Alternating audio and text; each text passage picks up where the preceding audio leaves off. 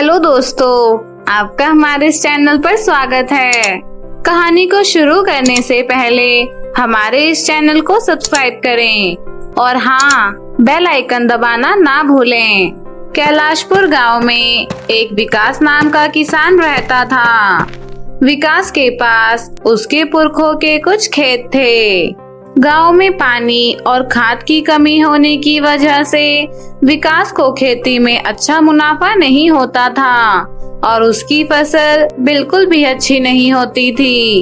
एक दिन विकास अपने खेतों में कुछ पेड़ लगाने की सोचता है। विकास खेत पर खाने के लिए एक सेब का पेड़ लगाता है।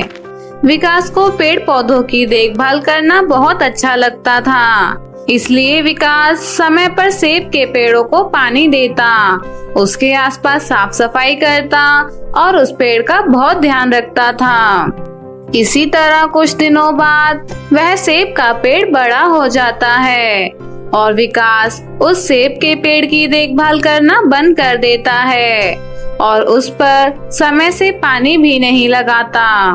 सेब के पेड़ के साथ में ही एक नीम का पेड़ भी था, जिस पर विकास बिल्कुल भी ध्यान नहीं देता था। वह तो केवल अपने सेब के पेड़ पर ही ध्यान देता था। यहाँ दिन प्रतिदिन सेब के पेड़ का घमंड बढ़ता ही जा रहा था। अपने आप की इतनी सेवा होते देख सेब के पेड़ को अपने ऊपर गर्व होने लगता है और वह सबसे अच्छा होने का दिखावा करने लगता है। जैसे जैसे दिन बीतते गए, सेब और नीम के पेड़ दोनों बड़े हो गए। बड़ा होने के बाद सेब का पेड़ दिखने में बहुत ही सुंदर लग रहा था और उस पर बड़े बड़े लाल लाल सेब के फल उसकी शोभा और बढ़ा रहे थे। उस पेड़ के सेब बहुत ही मीठे और स्वादिष्ट थे। वहीं दूसरी तरफ नीम का पेड़ ना तो ज्यादा दिखने में खूबसूरत था और ना ही उस पर मीठे फल लगते थे। यह सब देखकर सेब के पेड़ को अपने ऊपर घमंड होने लगता है और एक दिन नीम का पेड़ सेब के पेड़ से कहता है, सुनो, क्या बात है, आजकल तुमने मुझसे बातें करना बंद कर दिया है। पहले ही ठीक था, जब हम दोनों छोटे थे तब हम कितनी सारी बातें किया करते थे और पूरा दिन हंसी खुशी से निकल जाता था। परंतु अब जैसे हम बड़े हो रहे हैं, हमारी बातें अपने आप कम हो गई हैं। सही कहा, परंतु मैं अब तुम्हारी तरह फ्री नहीं बैठा रहता। मुझे बहुत से काम होते हैं। मुझे अपनी शक्तियों से स्वादिष्ट मीठे मीठे फल बनाने होते हैं। मेरे सेब खाने के लिए लोग दूर दूर से आते हैं और मेरे सेब खाकर मेरी बहुत तारीफ करते हैं। अब मेरे पास तुम्हारे साथ बातें करने के लिए फालतू समय नहीं बचा है। आखिर मैं इतना खास जो हूँ, हर कोई मुझे अपने गार्डन में लगाना चाहता है। बच्चे भी मेरे ऊपर खेलना पसंद करते हैं। ठीक है, अगर तुम्हें मुझसे बात करना पसंद नहीं तो मत करो, कोई बात नहीं, मैं अकेली ही ठीक हूँ। सही कहा, मैं ठहरा इतना सुंदर और खास पेड़, लोग मेरे पास मीठे मीठे फल खाने आते हैं। मेरे फल इतने स्वादिष्ट और मीठे होते हैं कि लोग मुझे खाकर बहुत खुश होते हैं। तुम्हें पता है, डॉक्टर भी मुझे खाने के लिए सलाह देते हैं और लोग मुझे खाने के लिए तरसते हैं। तुमने सुना नहीं है क्या? An apple in a day keeps a doctor away. आखिर तुम में ऐसी क्या खास बात है जो मैं तुमसे बात करूं? मेरे पास फालतू लोगों से बात करने के लिए टाइम नहीं है। अपने ऊपर इतना घमंड मत करो। मैं कड़वी और तीखी जरूर हूँ, परंतु मेरे पत्तों से भी बहुत सारी औषधियाँ बनती हैं। लोग मेरी नीम की डंडी से दातुन करते हैं और मैं कई प्रकार के रोगों से उभरने में मदद करती हूँ। मेरी डंडी भी तरह तरह के कामों में इस्तेमाल में आती है और लोगों के कई काम आती हूँ मैं। हाल ही में कोरोना वायरस में लोगों ने मेरी पूजा करना भी शुरू कर दिया था और मैंने कई लोगों की जान बचाई है, इसलिए मैं तुमसे बेहतर हूँ। ऐसा कुछ नहीं है, लोगों को गलतफहमी है कि तुम्हारी पत्तियां उन लोगों की जान बचाती हैं। असल में लोग मेरे स्वादिष्ट और मीठे फल खाकर ही अपना पेट भर पाते हैं और मेरी सुंदरता का तो क्या ही कहना, मैं सबसे अच्छा हूँ। तुम्हारी तो ना शक्ल अच्छी है और ना ही फल।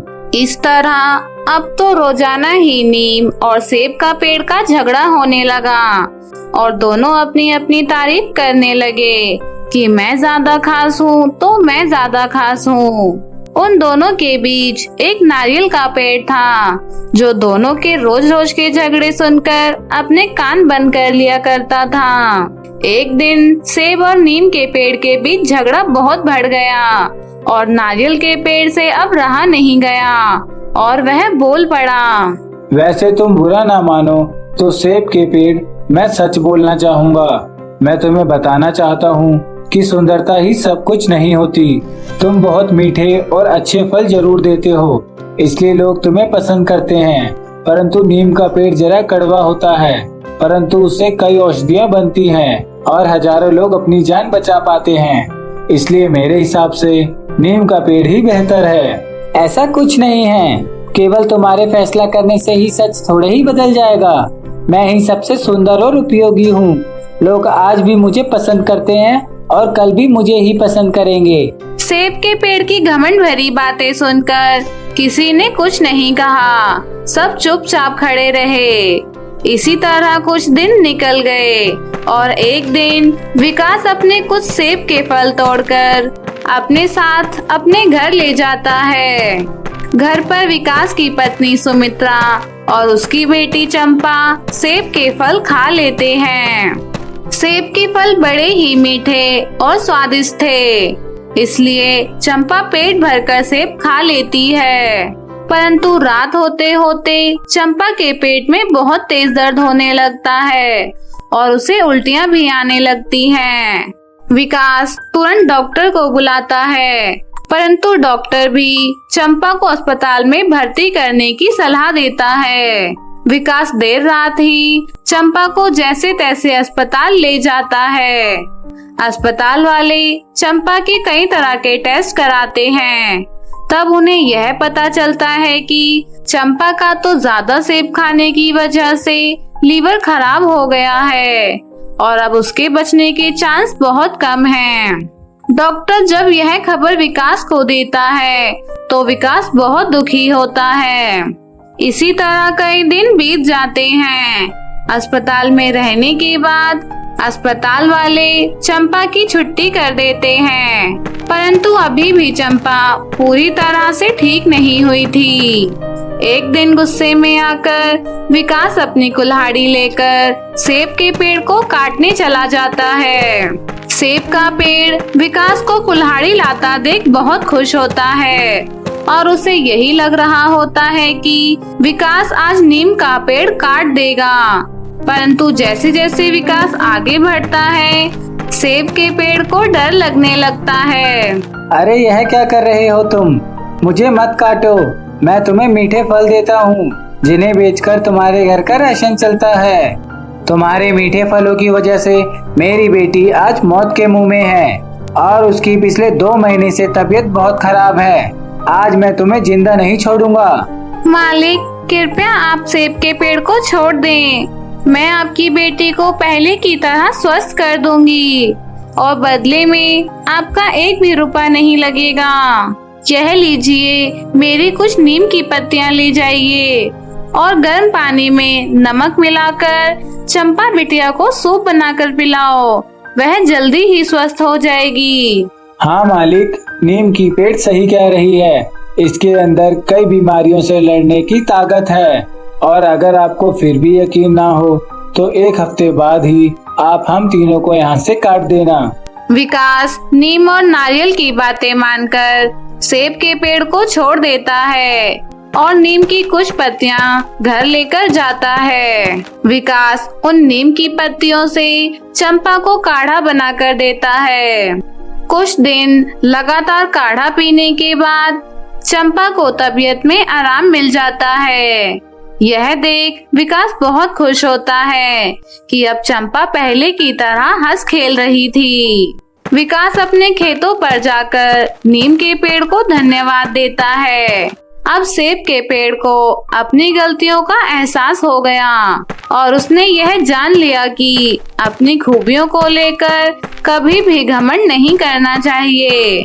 फिर सेब के पेड़ ने नीम के पेड़ की खूबियों को देखकर नीम के पेड़ से माफी मांगी। तो प्यारे दोस्तों, इस कहानी से हमें यह शिक्षा मिलती है कि हमें कभी भी अपनी ताकतों पर घमंड नहीं करना चाहिए। किसी न किसी विषय में हर कोई श्रेष्ठ होता है। इसलिए बच्चों, हमारे अंदर की एक अच्छाई को लेकर सामने वाले को कभी नीचा नहीं दिखाना चाहिए। हर किसी में कोई ना कोई टैलेंट जरूर होता है। कोई पढ़ाई में बहुत अच्छा होता है तो कोई अच्छा गाना गाता है, कोई अच्छा डांसर होता है तो कोई अच्छा कॉमेडियन। तो आपके अंदर क्या खूबी है, हमें कमेंट करके जरूर बताइएगा। मिलती हूँ आपसे और ढेर सारी नई कहानियों के साथ। तब तक के लिए बाय बाय दोस्तों।